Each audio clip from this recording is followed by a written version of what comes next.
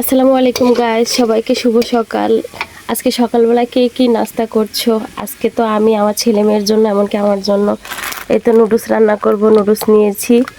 তো নুডলস রান্না করার জন্য এখানে প্রথমেই তো পেঁয়াজটা দিচ্ছি তেলের মধ্যে। পেঁয়াজটা একটু লাল হয়ে ভাজুক। আর এই তো এখানে নুডলস নিয়েছি। আর এই প্রথম একটা নুডলস আমি দেখলাম যার মশলা আলাদা। এই তো দেখতে পাচ্ছ, নুডলসটার নাম হচ্ছে হ্যাপি টাইম। এখানে আজকে আমি 5 প্যাকেট নুডলস নিয়ে এসেছি, যেহেতু আমার ছেলে মেয়ে খাবে, এমনকি মেয়ে স্কুলে যেত, টিফিন নিয়ে যাবে।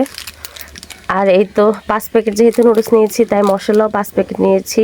সবসময় তো নুডলসের ভিতর মশলা থাকে, আর আজকে দেখলাম নুডলসের বাহিরে আলাদা করে এভাবে প্যাকেট করে দেওয়া। তো এই তো নুডলস রান্না করছি। আর সবাই কে কী রান্না করছো, কে কী নাস্তা করছো, সবাই কিন্তু আমাকে কমেন্টে জানাবা।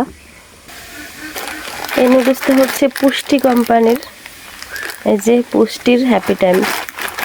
খেতে কেমন আমি জানি না, এর আগে কখনো খাইনি। আজকে রান্না করে খেলে তারপরে বুঝবো যে খেতে টেস্ট কেমন।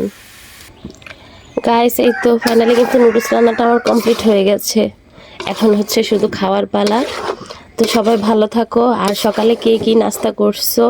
আমি তো আজকে নুডলস খেলাম, তোমরা কে কী করছো সবাই আমাকে কমেন্টে জানাবা। ততক্ষণে ভালো থাকো, আল্লাহ হাফেজ। আর আমার নুডলসটা কেমন হয়েছে এটা কিন্তু অবশ্যই জানাবা। নুডলস রান্নাটা আসলে কিন্তু লোভনীয় লাগছে। আমার তো এখন খেতে ইচ্ছে করছে। ছেলে মেয়েকে সাথে নিয়ে একসাথে খাবো। Tata, bye bye.